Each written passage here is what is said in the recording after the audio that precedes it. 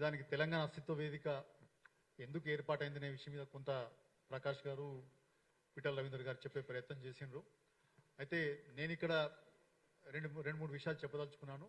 తెలంగాణ అస్తిత్వానికి ఈ 12 ఏళ్లలో అంటే తెలంగాణ ఏర్పడిన 12 ఏళ్ల తర్వాత ఎటువంటి ముప్పు ఏర్పడింది, ఎందుకు ఈ అస్తిత్వ వేదిక ఏర్పాటు చేయవలసిందా అనే దాని మీద కొంత మాట్లాడే ప్రయత్నం చేస్తాను.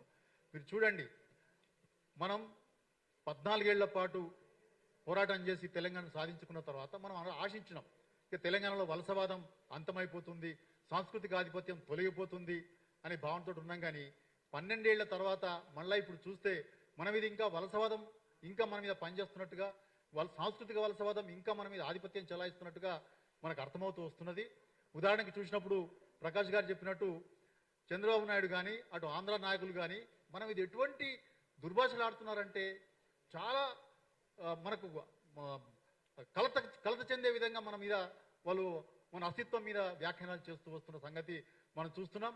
అట్లనే మన సాంస్కృతిక ప్రతీకలన్నీ మాయమయ్యే పరిస్థితి వస్తున్నది.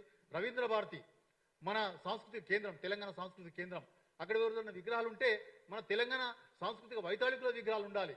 కానీ ఏమైంది, జయ జయ హే తెలంగాణ పాడను అన్న వ్యక్తి బాలసుబ్రహ్మణ్యం గారి విగ్రహం మనం ఎంత వ్యతిరేకించినా, తెలంగాణ సమాజం ఎంత వ్యతిరేకించినా ఆ విగ్రహం వచ్చి అక్కడ దిగబడింది. అట్లనే నేను బతుకున్నంత కాలం తెలంగాణను రానివ్వను అని ప్రకటించిన రోషయ్య గారు విగ్రహం లకిడికాపుల్ చౌరస్తాలో ఆయన విగ్రహం వచ్చి చేరింది. ఇక రేపో మాపో అమీర్పేట మైత్రివనంలో ఎన్టీఆర్ విగ్రహం కూడా రాబోయే ప్రమాదం దాపురించింది. తర్వాత మన జనవరులన్నీ దోపిడీకి గురవుతున్నాయి, మనం కట్టుకున్న చెక్ డ్యామ్స్ అన్ని విధ్వంసానికి గురవుతున్నాయి. ఇంతకుముందు ప్రకాష్ గారు ప్రస్తావించినట్టుగా కరీంనగర్ జిల్లాలో తనుగుల, అడవి సుమన్పల్లి చెక్ డ్యాంలే కాదు, నిర్మల్లో కూడా ఒక చెక్ డ్యామ్ స్వర్ణానదిగా ధ్వంసమైన సంగతి లేటుగా తెలిసింది మాకు. నిర్మల్లో స్వర్ణానది మీద కట్టిన చెక్ డ్యామ్ని కూడా ప్రభుత్వమే పేల్చివేసింది, డైనమిట్లు పెట్టి పేల్చివేసిన సంగతి మనకు తెలిసింది. అంటే జలవనరులకు సంబంధించిన ఆస్తులు కూడా ఇవాళ తెలంగాణలో ధ్వంసమయ్యే పరిస్థితి వస్తున్నది. కాళేశ్వరం ప్రాజెక్టులో భాగంగా నిర్మాణమైనటువంటి మేడిగడ్డ బ్యారేజీ నిర్మాణం పునరుద్ధరణ ఇంకా పూర్తి కాకపోవడం శోచనీయమైన విషయం.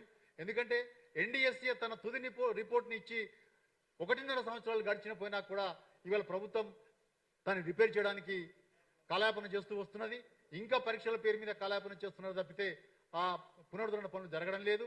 దానివల్ల తెలంగాణ రైతాంగానికి చాలా నష్టం జరుగుతున్నది.